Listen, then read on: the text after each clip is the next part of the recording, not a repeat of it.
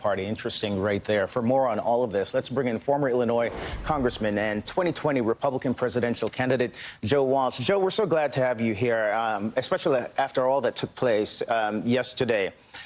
If the Trump-Republican Party relationship was a movie, are we at the point where they say, you had me at hello, or at, I'm not going to be ignored, Dan? Hey, guys, it's good to be with you. Look, it's the same old story, and I'm struck by this. 5 months ago today, we had a violent attack on our government. 5 months ago today, there was a violent attempt to overthrow an American election, all because of, incited by Donald Trump. Candace, 5 months ago today, we had an insurrection in America directly incited by Donald Trump.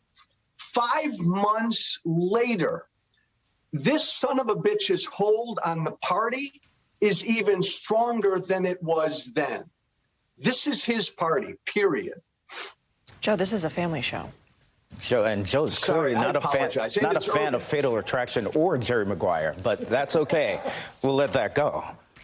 Joe, his strategy isn't new, though. Lie about the election results, attack Fauci, call for more state audits. This kind of approach didn't work for him before. Do we get a sense that it is working now? Oh, it's working perfectly for him among Republicans. This is what Republican voters want to hear. See, here's the Republican Party's dilemma.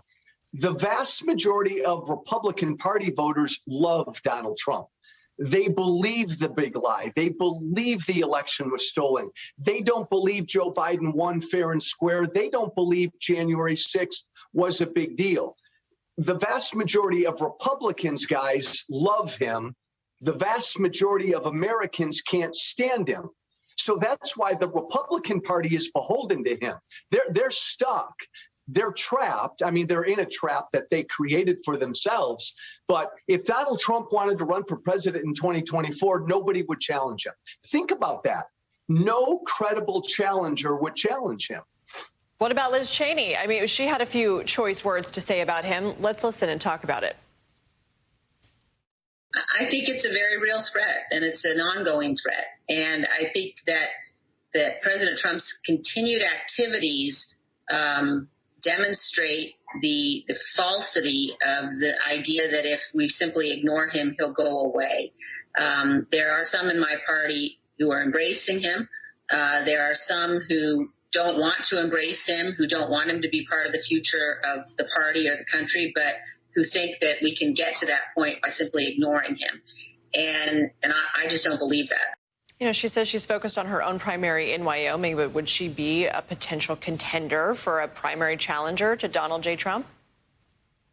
Oh, Lindsay, God, no. And I love and respect Liz Cheney. I'm with her. I'd follow her anywhere, but she's 4 or 5 years too late.